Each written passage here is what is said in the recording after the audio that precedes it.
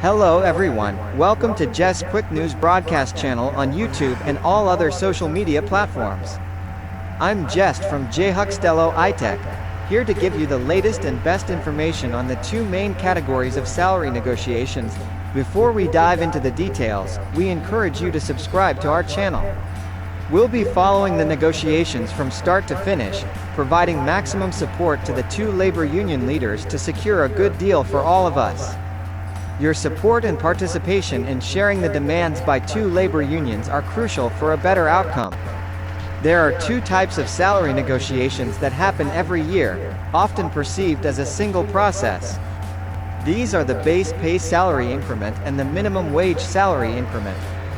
Let's break down what each entails. First, let's talk about the minimum wage. The minimum wage is the lowest amount any employer is supposed to pay their employees, whether in the private or public sector. This negotiation involves the tripartite committee, which includes representatives from the Employers Association, the Trade Union Congress, and the government. The Employers Association represents private sector employers, ensuring their interests are considered so they can comply with the minimum wage laws. The Trade Union Congress represents all workers in the country, advocating for fair wages. The government, as the largest employer, also sits at the table to ensure the country's economic stability and safety. Together, these three parties determine the minimum wage that applies to both private and government employees.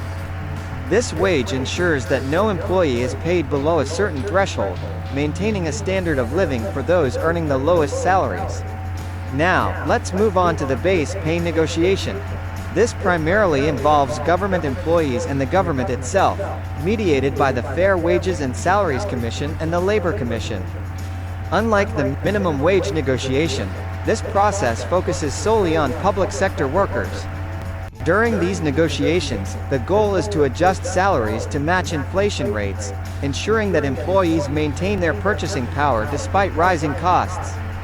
For instance, if inflation is 54% and salaries are only increased by 30%, there is a significant gap that affects employees' real income.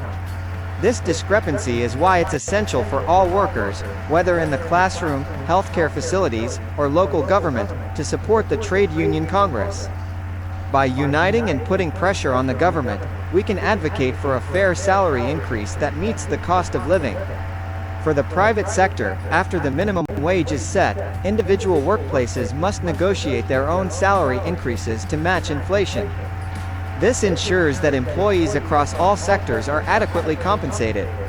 In summary, these are the two main types of salary negotiations that will happen this year: the minimum wage increase and the base pay increase for government workers.